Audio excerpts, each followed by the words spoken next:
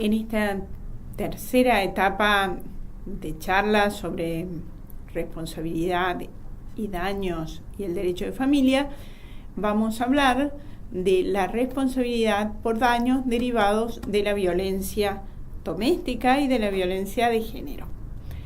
Pero a ustedes les llamará la atención, como me llama la atención a mí, ¿por qué las violencias, las denuncias de violencia crecen cuantitativamente, mientras que ustedes advierten que no crecen tantos o que son muy pocos los casos de daños y perjuicios derivados de la violencia de género o de la violencia doméstica? En muchos casos es por los breves plazos de prescripción, en otros casos por la aparición tardía de los daños, en otros por el desconocimiento de los legitimados y en otros porque las víctimas no saben que pueden reclamar daños y perjuicios, a pesar de que la ley 26.485 expresamente dice que la mujer tiene derecho a reclamar daños y perjuicios cuando padece violencia de cualquier tipo, y no solo me estoy refiriendo a la violencia familiar, sino a la violencia económica, a la violencia sexual, a la violencia reproductiva, a todos los tipos de violencia que existan. Vamos a explicar que muchas veces la mujer tampoco reclama porque piensa que el único legitimado para pagar los daños y perjuicios derivados de la violencia es el victimario, y este victimario es en muchos casos pobre. Pero no solo es culpable o legitimado para responder el victimario, sino también, aparte del agresor, lo es el padre o madre que incumplió la vigilancia, el establecimiento educativo que no avisó cuando correspondía y no evitó algunos daños, la iglesia, el establecimiento asistencial, todos los obligados a denunciar y el mismo Estado. Vamos a realizar esta charla en base a todos a casos de jurisprudencia, para que ustedes vean qué se pueden reclamar, cómo se puede reclamar, a quién se puede reclamar. El primer caso que me quiero referir es una sentencia de Azul que fue resuelta en el año 2011. El caso era el siguiente: un matrimonio compuesto por un hombre y una mujer que era médica tenían 3 hijos, 2 mujeres y un varón.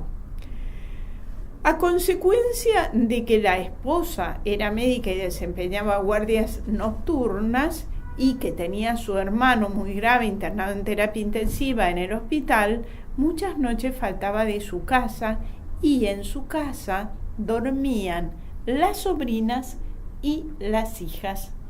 Y el padre abusaba de las sobrinas y de las hijas menores. En sede penal, el padre fue condenado por los abusos contra las sobrinas, no así contra sus hijas mujeres. Pero en sede civil, la madre reclama por los daños y perjuicios sufridos por las hijas mujeres y por el hijo varón y por ella.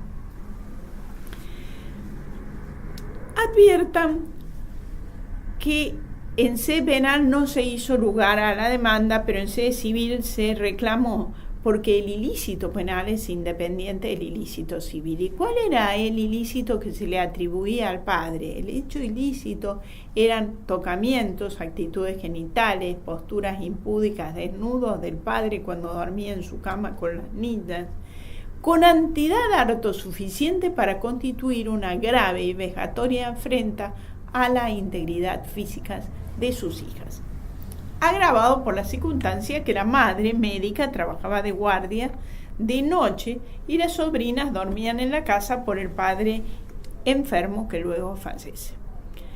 ¿Qué se reclama en este caso? ¿Cuál es el daño material que se reclama? Miren, después de descubiertos los acontecimientos, la madre y los niños no podían vivir en esa casa y se tuvieron que mudar.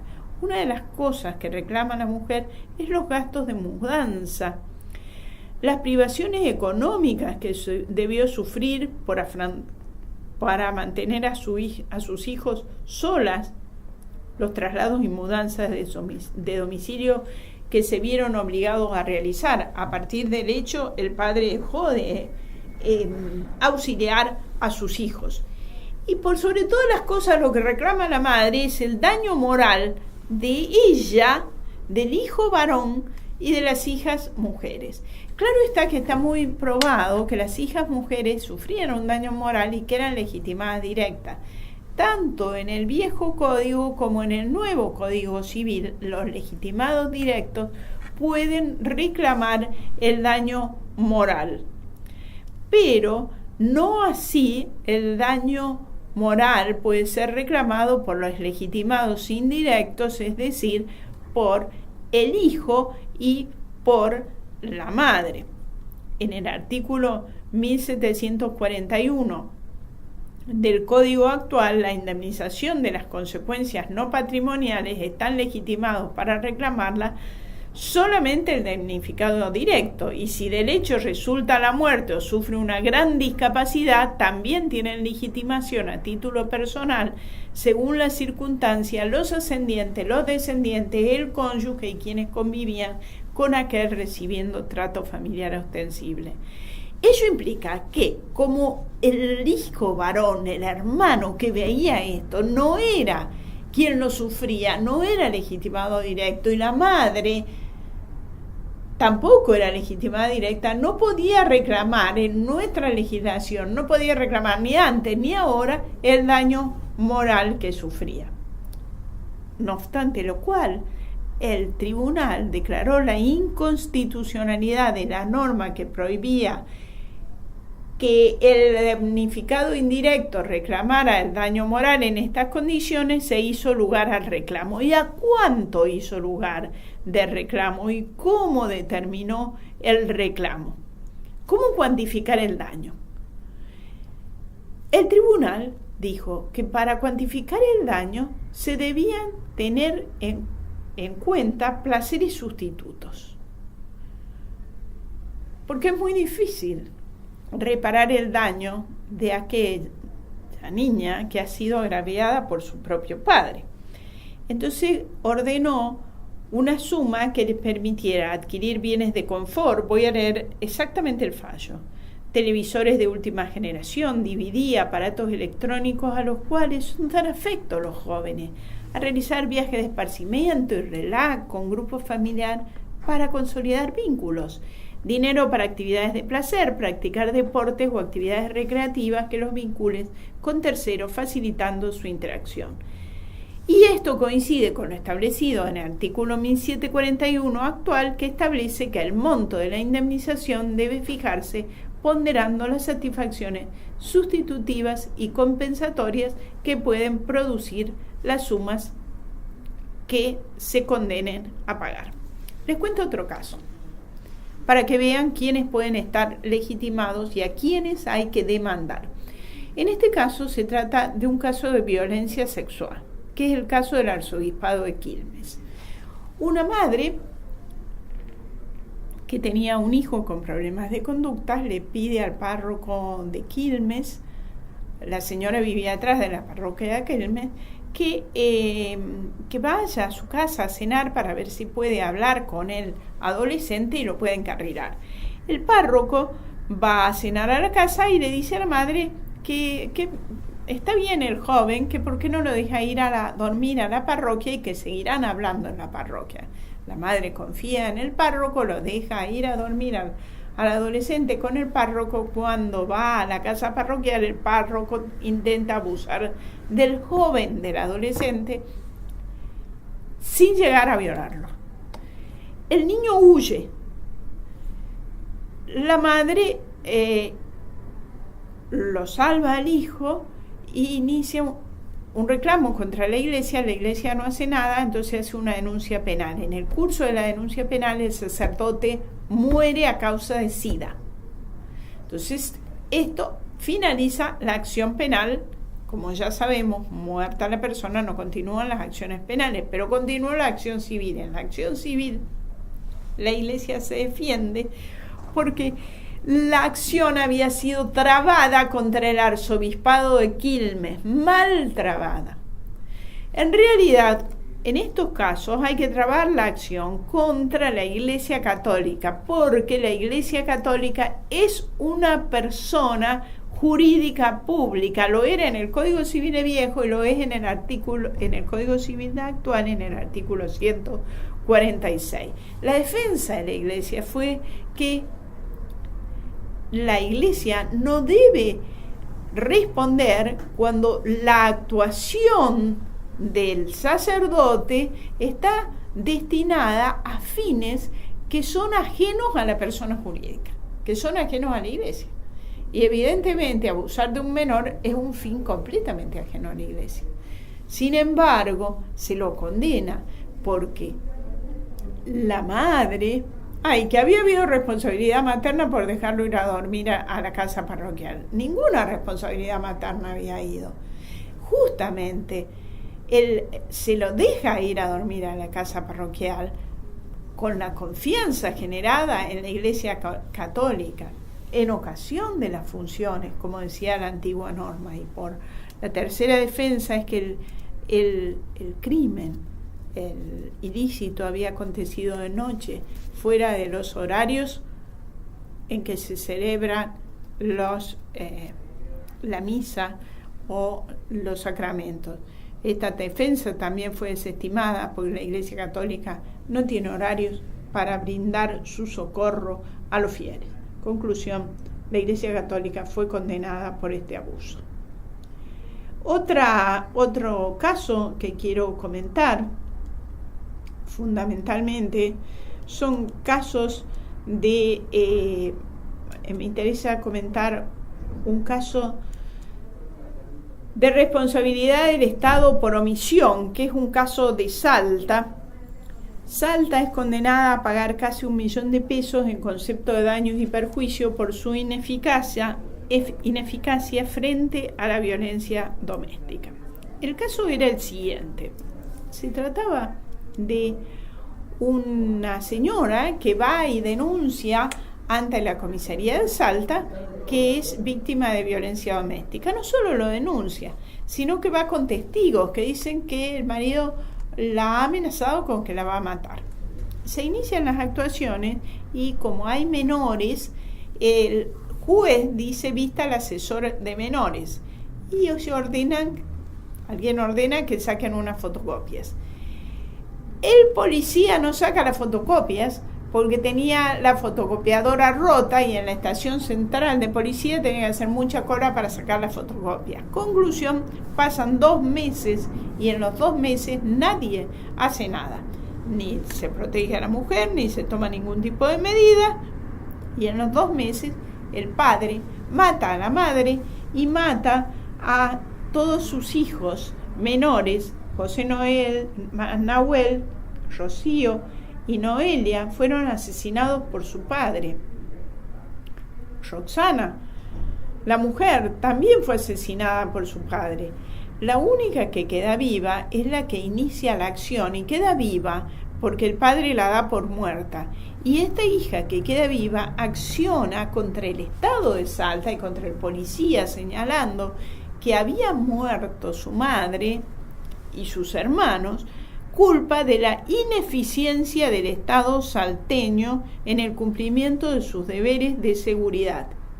Y curiosamente se condena al Estado, pero se exonera de responsabilidad al policía Martínez.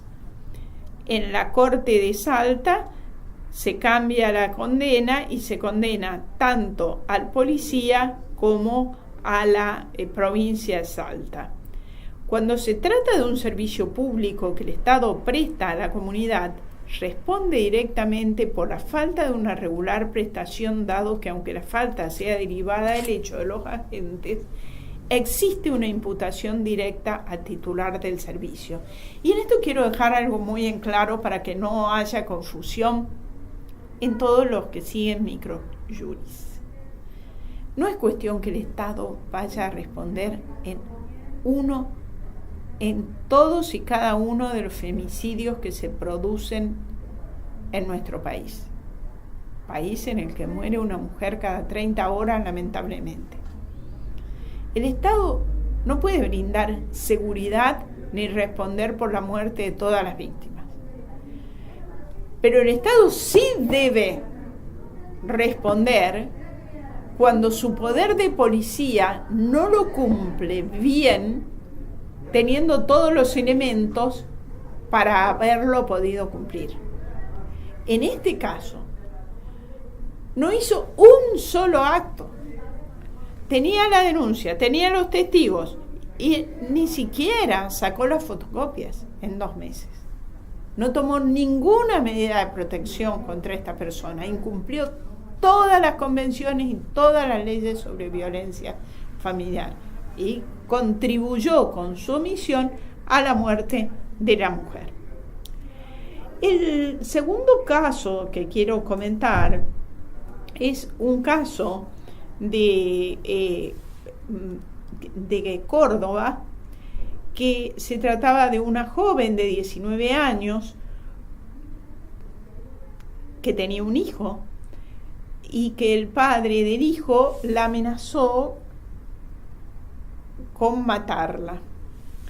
La joven puso más de 7 denuncias por abuso sexual, con acceso carnal, por amenazas, por violencias, pero lo que pasaba es que la joven lo ponía en diferentes lugares.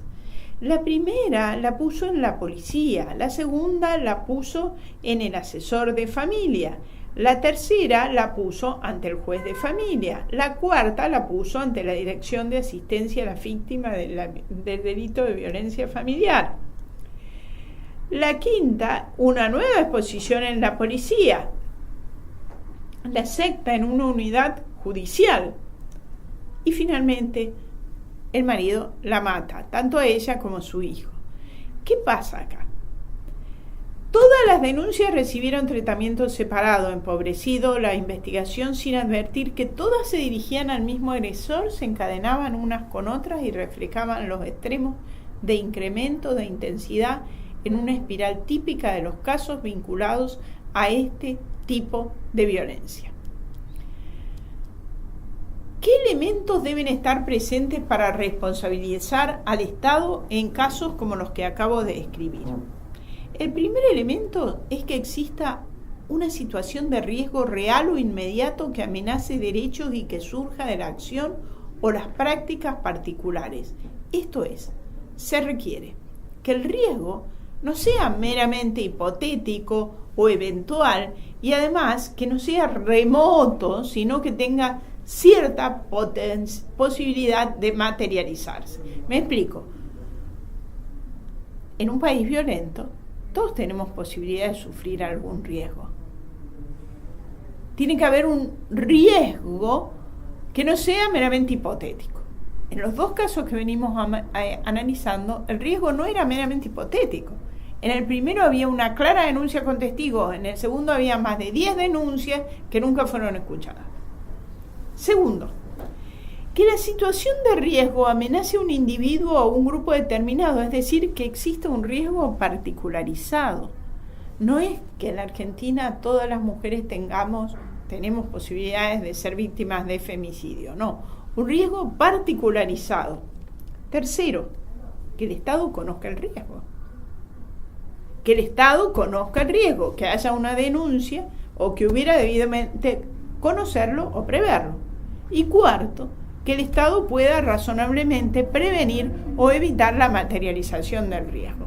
Cosa que se ve justamente muy claro en el primer caso en el que el Estado conoce el riesgo, puede preverlo, puede evitarlo con tomar una medida de no acercamiento o de exclusión del violento del hogar, pero el Estado no hizo nada. Bien, vamos al último de los casos, que es el caso del portero de la Recoleta. Este caso fue un caso que fue juzgado hace muy pocos días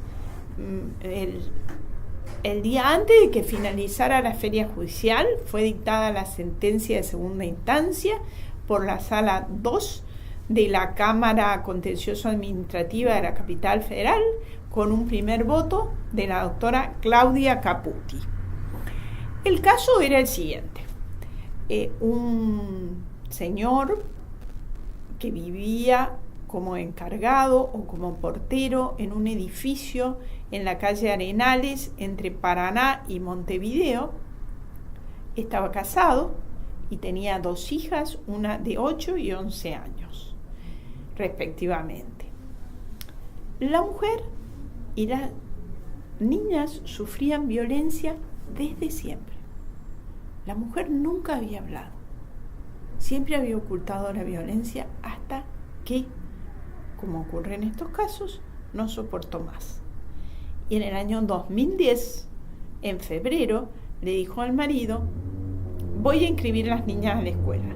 Tomó a las 2 niñas de la mano, cargó en la mochila de las niñas algunos enseres personales y se fue a la Oficina de Violencia Doméstica, conocida como OVD por sus siglas, que se encuentra en la calle Lavalle, entre Talcahuano y Libertad, que funciona a las 24 horas del día, los 365 días del año, y allí interpuso la denuncia de violencia, expuso la denuncia de violencia, y el caso fue catalogado de altísimo riesgo por profesionales especializados que escucharon la exposición de la víctima. La víctima ni las niñas vuelven nunca más a la casa por el riesgo que se le hace saber que corre la mujer.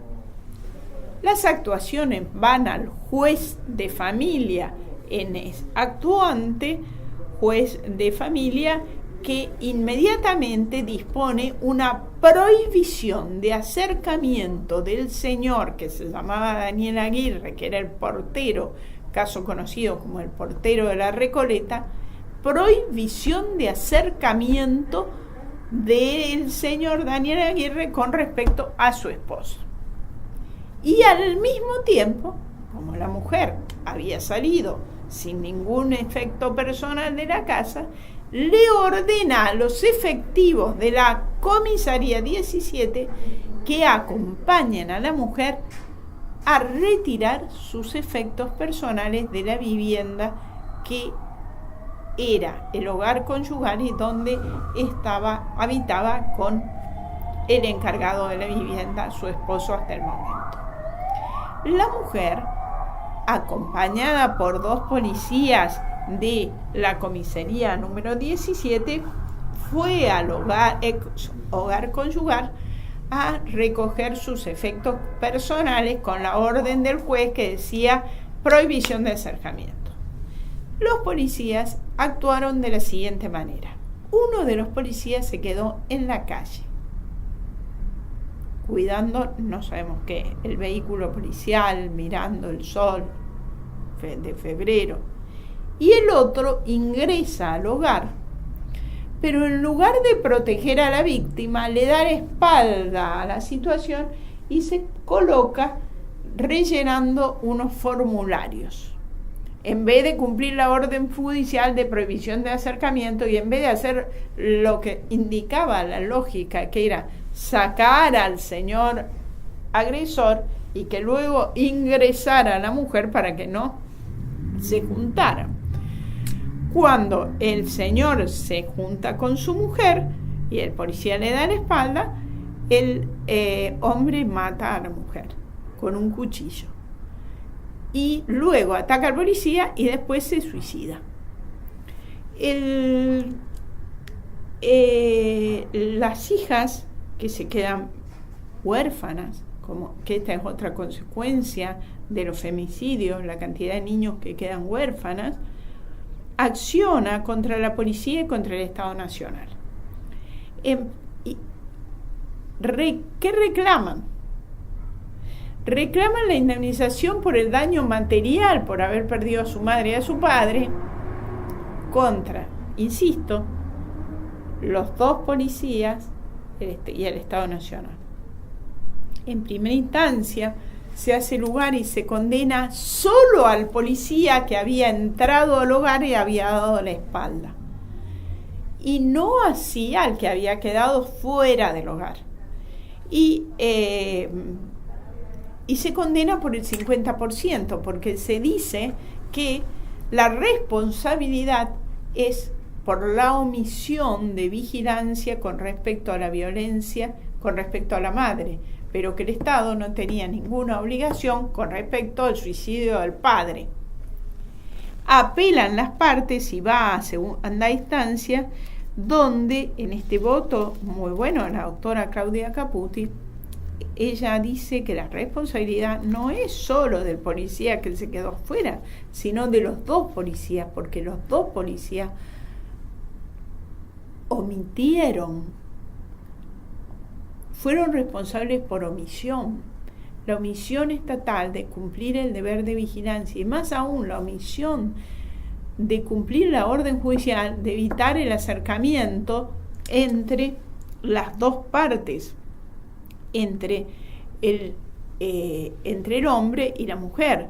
Acuérdense ustedes de las 4 reglas por las cuales el Estado debe responder: que el Estado conozca el riesgo, que hubiera debido razonablemente conocerlo, y que el Estado pueda razonablemente prevenir o evitar la materialización del riesgo. En este caso el Estado, representado por los policías, podían prevenir el riesgo y no hicieron nada para prevenirlo, es más, no cumplieron con las obligaciones que tenían a su cargo. Entonces condena tanto al policía que se quedó mirando la plaza, como al policía que entró y le dio la espalda a la mujer, porque esta es una forma de invisibilizar a la violencia. El Estado no está obligado a indemnizar a todas las personas que sufren un daño por femicidio, porque no resulta razonable asignarle al Estado Nacional la responsabilidad por la prevención de todos los daños derivados de la violencia de género. Eso sería imposible, pero sí debe responder cuando hay una omisión en el deber de seguridad.